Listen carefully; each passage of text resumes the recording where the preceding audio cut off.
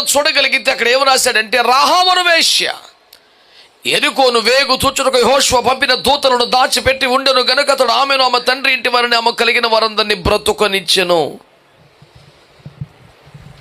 రాహాబు వేశ్య తన కలిగిన వారు అందరూ క్షేమం ఉండిపోవడానికి కారణం ఏంటి?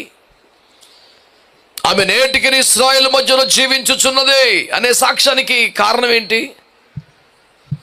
భయంకరమైన గత చరిత్ర క్షమించబడి ఒక నవనూతన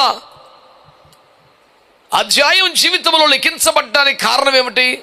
వన్ సింగిల్ వర్డ్, దాచిపెట్టినందున. అనండి, దైవజనులను దాచిపెట్టినందున, కాపాడినందున, సంరక్షించినందున, తన లైఫ్ రిస్క్ లో పెట్టుకొని మరి వారిని కాపాడినందున. కేవలం సేవకులను, దైవజనులను కాపాడినందునే ఎరుకో ప్రాకారాలు కుప్పకూలిపోయి పట్టణమంతా పడగొట్టబడింది.